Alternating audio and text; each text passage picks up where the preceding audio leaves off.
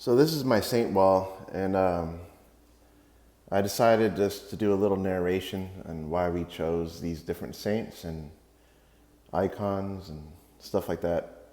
Um, I'll start off with this one. It's Our Lady of Perpetual Help. I saw this at a garage sale, actually. I bought this for 75 cents. Had no idea what this icon represented.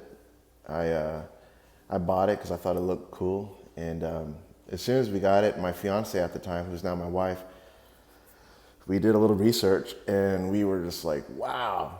I mean, it was pretty cool when we realized what this icon represented and how famous it was. This was a few years ago. And so we always kept this. So we put this on our saint wall. And this is actually the saint wall. I'm going to stand back a little bit so you can see it. And the whole thing about the saint wall is that we're going to, change the saints, as time progresses, take down some saints, put up other new saints, maybe just add saints and not take any down. But so this is just going to be a forever changing wall. It's not going to always, what we would say, just stay like this. So it's not like 20 years you come into my house and 20 years from now it's going to look the same. It's going to be changing, but most definitely Our Lady of Perpetual Help is always going to be there. This picture is always probably going to be there too.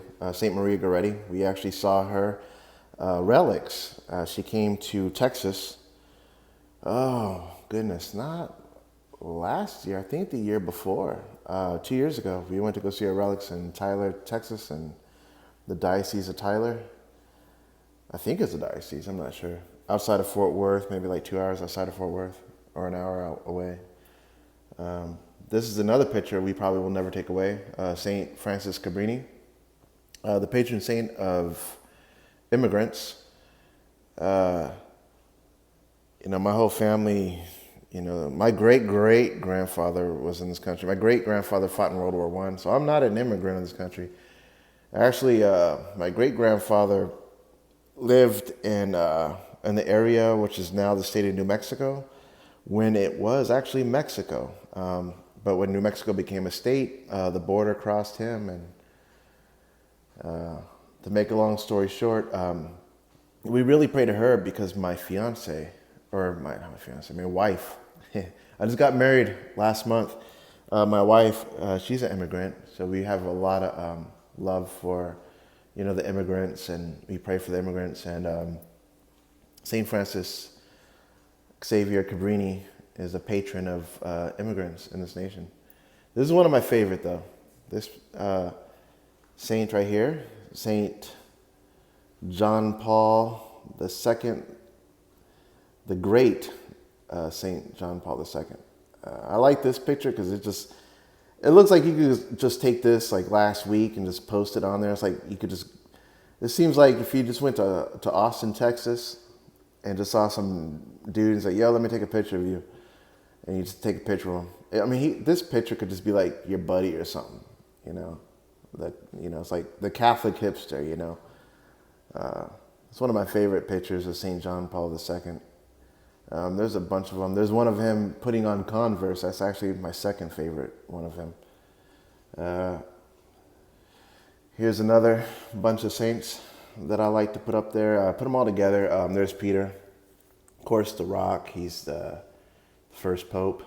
And then these other pictures of these saints.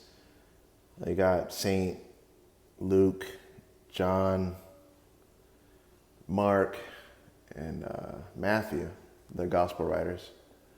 And then St. Paul, that's my wife's favorite biblical author. She loves all of the writings from St. Paul.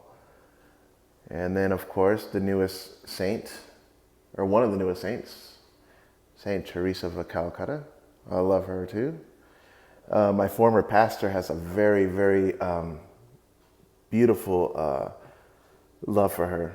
He actually met her.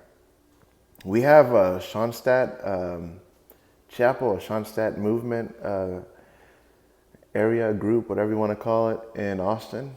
and that's how I first heard about or learned about Schoenstatt.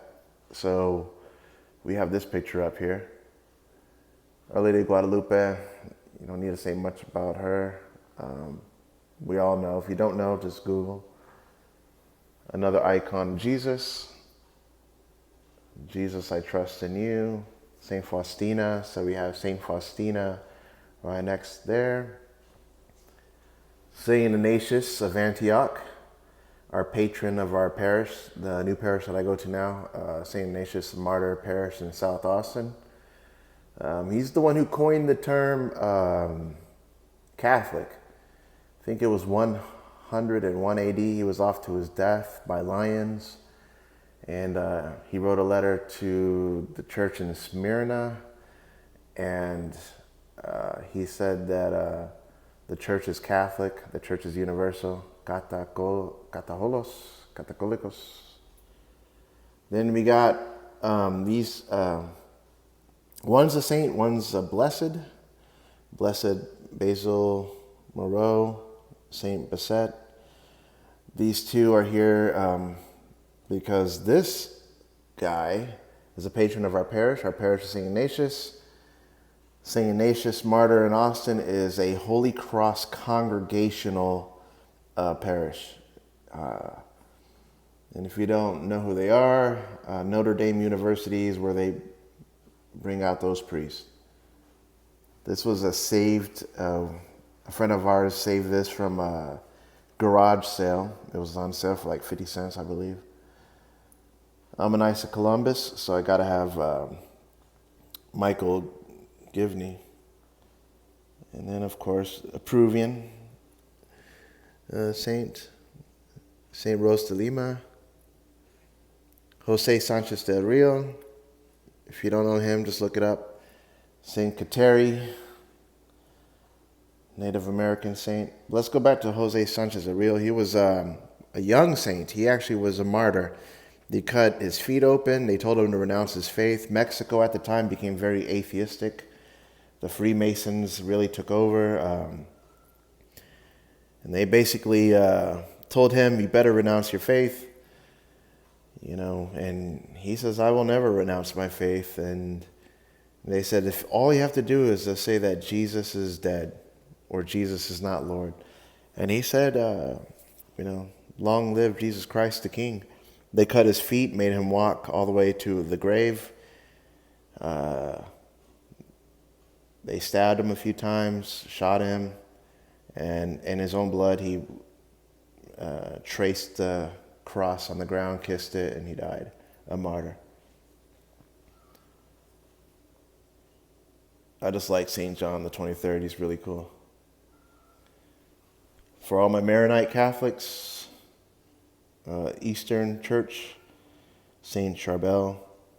Every once in a while we go to Our Lady Maronite Church. I love the liturgy. It's beautiful, very beautiful. This is my patron saint, St. Maximilian Kolbe. This is who I chose for my confirmation saint. I am part of the Militia Immaculata, and he's the founder of the Militia Immaculata. And St. Augustine. That's it. It's my saint wall.